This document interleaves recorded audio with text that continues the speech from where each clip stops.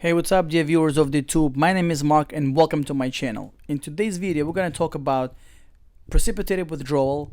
Also, I want to discuss Bernese method, something that was coming up on my comments and people ask me questions about this Bernese method.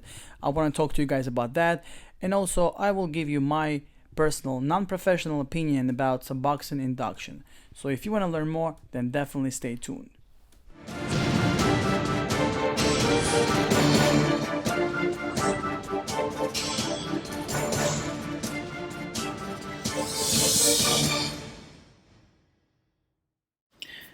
Let me first start talking to you guys about this concept of precipitated withdrawal. So precipitated withdrawal happens when you take buprenorphine naloxone way too early. So for example, and I'm sure you guys know this, I'm just gonna kind of give this information to those of you that may not be familiar with this terminology, may not be familiar with the experience.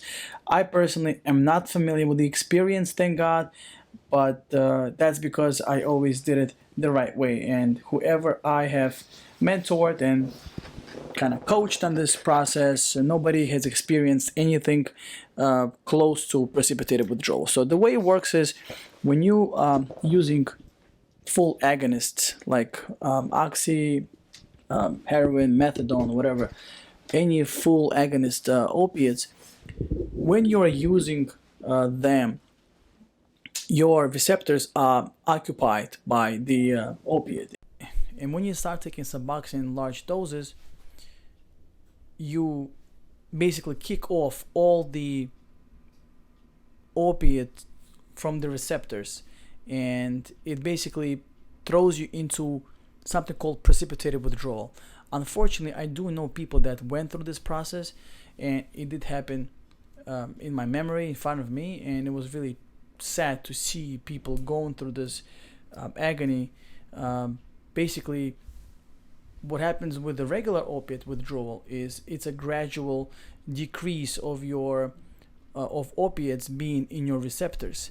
But when you kick them off immediately in one shot, things that you experience over the course of 3, 4, 5 days of acute stage of opiate withdrawal, which is physical part, you experience all of that within an hour. So imagine all the stomach problems, all the diarrheas and sweats and chills and hot flashes and goose flash and throwing up and diarrhea, everything together combined times 10. That what person goes through within an hour. So it's a really horrible experience, and that experience alone, unfortunately, kind of stops people from moving in the right direction and actually getting clean and sober with Suboxone. So in order to avoid going through this precipitated withdrawal process, you absolutely must use buprenorphine the right way. And I've talked about it in my videos in the past, and I have a couple of videos that I made early on in my career on YouTube, so to speak. I can definitely link them in the description or here on top of this video.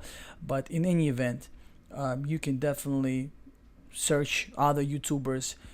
Dr. Chris Park has a lot of great videos on precipitated withdrawals, on Suboxone induction process. So we'll talk about that later. So I wanted to also give you my opinion about this Bernese method, because a lot of people have been talking to me about this, and they've been recommending my viewers to go and research Bernese method, go and Google Bernese method, check out Bernese method. And I really haven't heard anything about it, and I kind of promised one of the viewers, I believe, to really look into this and to give them my point of view, my opinion about this Bernese method.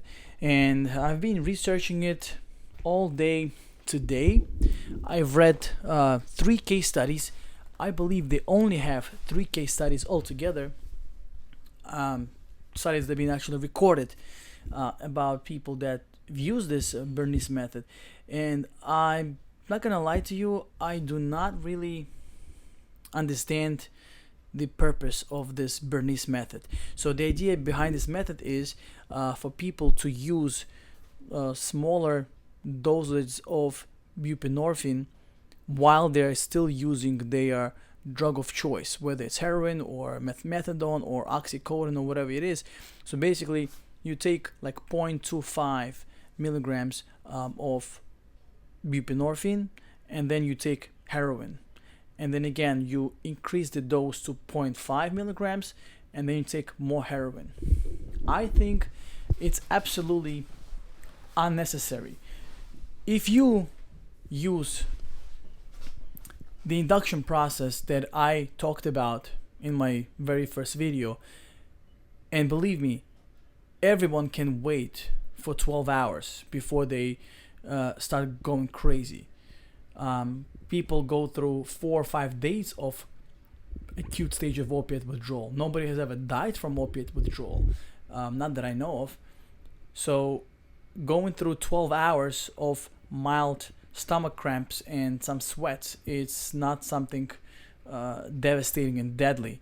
Again, I'm not trying to be harsh, I'm not trying to make fun of people, but I don't think it's that serious to go through 12 hours. If you can commit to being clean for 12 hours, how can you commit to really living a new life? That's my personal opinion. So the people that have gone through precipitated withdrawals are those that have started on 8 milligrams of Suboxone. 8. So again, I have zero experience with methadone, and that's why I'm not gonna really say anything about methadone. But I think that the only people that may benefit from this Bernese method are those that are currently taking methadone and high doses of methadone, and they trying to switch to Suboxone and they failed in the past. They might be benefited from this method, but nobody else. And I repeat, nobody else again, I'm not a doctor, I'm not an expert, I'm not a professional. I'm just a guy who unfortunately has a lot of people and a lot of experience with this stuff, and I've done a lot of research.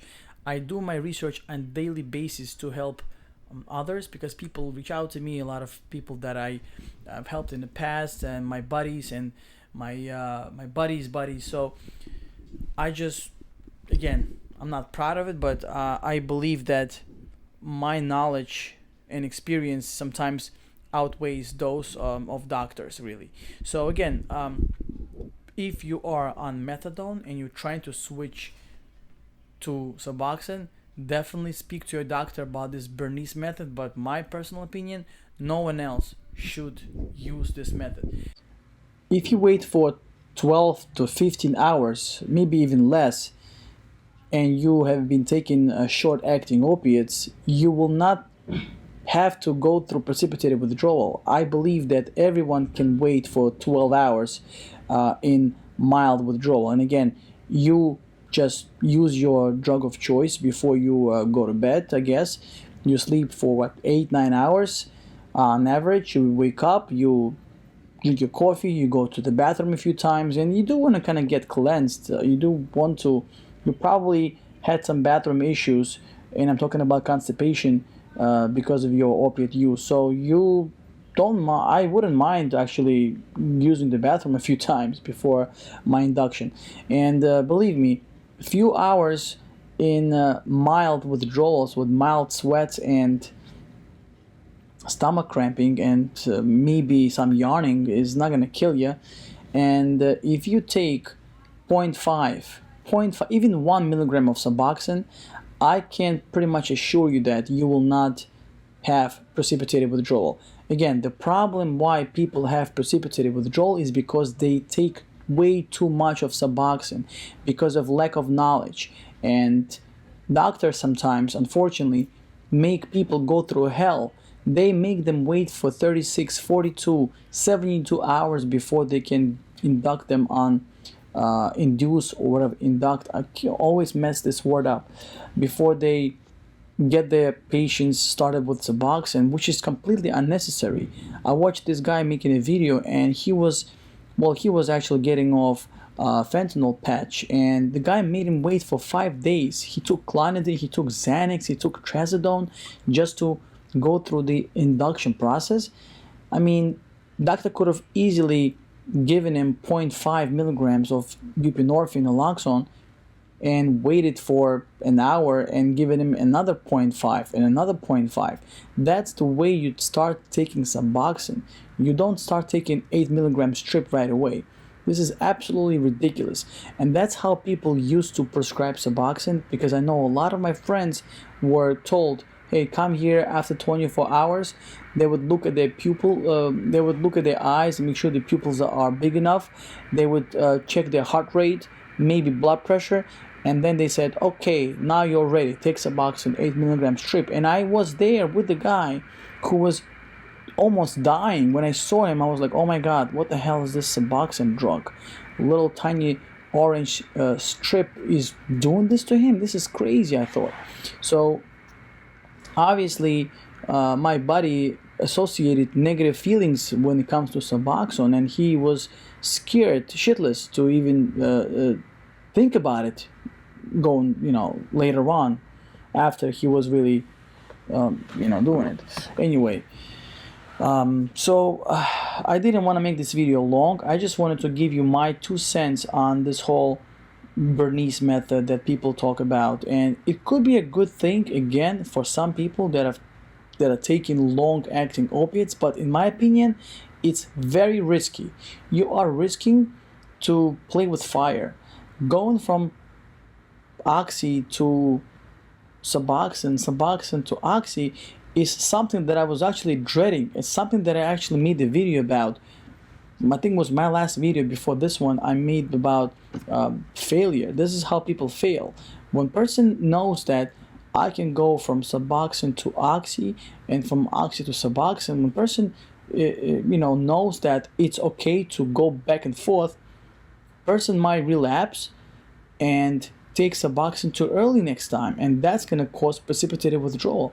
I personally do not feel that Bernese method should be administered to anybody unless they are on methadone. And the reason why I'm saying that methadone, because I have zero knowledge and zero experience with that. All I know is that methadone is a very long-lasting opiate that has a very long half-life, and switching from methadone to anything is extremely difficult. That's what I heard. But again, 0.5 or even 1 milligram of Suboxone after 15 hours after your last dose should be relatively painless, in my opinion. But again, I am not a medical doctor. Do not take this information as a medical advice. I am not going to be held myself I'm not going to hold myself responsible if you take this as a medical advice. I'm just giving you my personal unbiased opinion. And if you guys have any questions, if you disagree with me, I would love to hear from you in the comment section. And now guys, I want you to have a great day. Be safe, be happy, be blessed, and I'll see you in my next video. Stay strong. Peace.